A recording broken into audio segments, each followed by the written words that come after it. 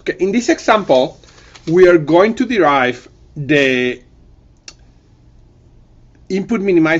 cost minimizing input levels and the cost function for the Cobb-Douglas case. So remember, the Cobb-Douglas case,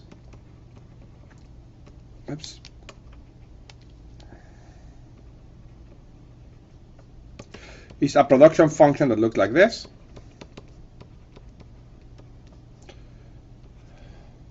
And to keep things simple, I'm going to assume that, of course, alpha and beta are non-negative, but also that alpha and beta sum to 1. Otherwise, the algebra gets a little bit complicated without really illustrating anything. Now, before I start the computations, let me remind you of a couple of things, which is the marginal product of capital, in this case, is just the derivative of the production function with respect to capital, is A alpha k to the alpha minus 1 L to the beta. And one interesting thing is that we can rewrite this as, think of passing the k to the minus 1 down, and then what you get is alpha q divided by k. What is q? Remember that q is the amount of the quantity produced, so this is also q. And by algebra, we can simplify that expression to that. And similarly, the marginal product of labor is equal to A beta k to the alpha L to the beta minus 1. And this allows us to write this as beta q divided by L. Notice that because it's going to simplify the algebra quite a bit in a second. Okay, so that's the Cobb-Douglas case. Now, we're interested in solving the cost minimization problem. And it's very easy to see that basically the solution is going to be interior because the Cobb-Douglas production function also, if you remember, has these isoquants that look like this. They asymptotically reach the axis, but they never touch. So the solution has to be interior because nothing gets produced at the axis. So what does that mean? It means that the cost minimization solution is characterized by the two equations that I gave you, which are one, that Q is equal to A k to the alpha L to the beta. That's just substituting the production function. And the second one is that the marginal product of capital divided by the marginal product of labor has to be equal to the relative prices. And using this, that is just equivalent to alpha L over K beta equal to R divided by W. Okay, it's a little bit of algebra in that step, but that follows immediately, and that is also equivalent to L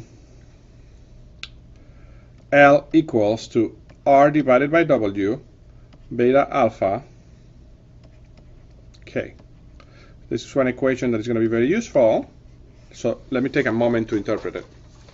Now, this is telling us that whatever the solution to the cost minimization problem is, the relationship between labor and capital is given by this equation. And let's check if it makes any economic sense. It's telling you that the amount of labor relative to the amount of capital, so if you wish you can pass a K here, increases with the relative price R divided by W. That makes a lot of sense. The more expensive capital is relative to labor, the more labor should be used relative to capital. And it also increases relative to coefficients beta divided by alpha, which kind of also makes intuitive sense. As beta goes up relative to alpha, remember that they are up to 1, labor becomes more important relative to capital and is used more. So that equation kind of makes intuitive sense. Now let's solve for the optimal level of inputs.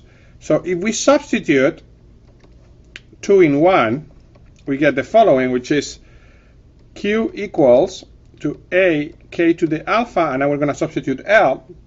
So we get R divided by W, beta divided by alpha, K to the beta. Okay.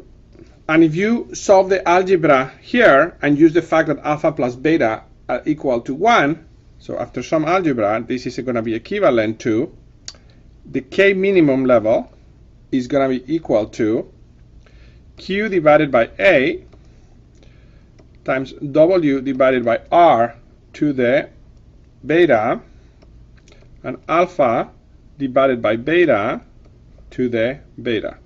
So that's our first solution. That tells us what the cost minimization level of capital is for any prices W and R. Now that we have this, we can substitute, let me call this 3, substitute in 3, and we get that, again, after some algebra that I'm not going to write for you, boom, boom, boom, boom, boom, boom, boom. This is, we get that the L minimum is equal to Q divided by A, R divided by W to the alpha, and beta divided by alpha to the alpha. So now we also know what the minimum level of input is. The amount of labor that minimizes cost, is. We have fully characterized those as a function of the prices R and W. So the final step is we want to compute the cost function, what is the cost function of producing Q as a function of W and R, and that is simply going to be equal to R of K min plus W of L min, so we substitute those there, and if you do the algebra, which again I'm not going to do for us here, that gives you the following formula, which is Q times R to the alpha, W to the beta, divided by A, times this funny looking term, which is alpha divided by beta to the beta, plus beta divided by alpha to the alpha. Now if you're curious to what that terms look like, let me draw it there for you. That's a function of alpha, and when alpha and beta add up to 1, as we have assumed, that term, let me call it theta, that term theta basically looks like this. So because of the constraint, alpha can go between 0 and 1, and basically this theta takes a value of 1 here at 0 and at 1, and then is basically an inverted U shape that takes a maximum value of 2 at 1/2. It's a function that looks like this. It's just a constant that depends on the value of alpha. I want to do a few remarks to emphasize for you how much economic intuition there is in the solution to this problem. So the first thing I want you to notice is that the cost function is linear in Q. Remember also that the Cobb-Douglas production function, when alpha plus beta is equal to 1, is constant returns to scale.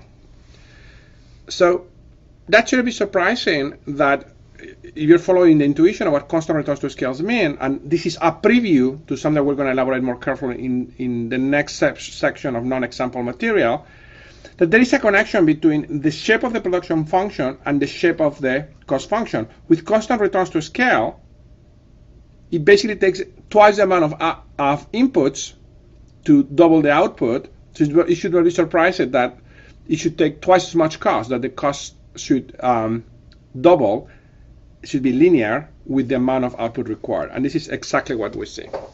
The second remark that I want you to see, and is extremely important, is that the cost function is not linear with either R alone or W alone, with the prices of the inputs by themselves. And the reason for that can be seen on this equation. And the idea is that as you change the relative prices, for example, by changing only one of the prices, the relative amount of labor and capital that gets used changes. In particular, for example, look at what happens when the relative price of capital is very high. Let's say when you're in a situation like this, that's the ISO cost line, you use a lot of labor and very little capital. When the relative price of capital goes down, let's say it moves like this, you stay in the same ISO quant at the solution, but the relative amount of labor that gets used goes down. So what's going on here is that in the cost minimization problem, you can respond to the change in relative input prices by substituting away to the cheapest input. hope you see this, it's very important. You respond to substituting away to the cheapest input, and that allows the cost function to be nonlinear or sublinear, to be more precise in this case, to the relative input price. So for example, if alpha and beta are 1/2, the cost only increases to R to the 1/2 for R and W to the 1/2 for W. The final thing that I want you to see, the final remark, is what happens if you scale R and W by the same factor. Let's say you double them.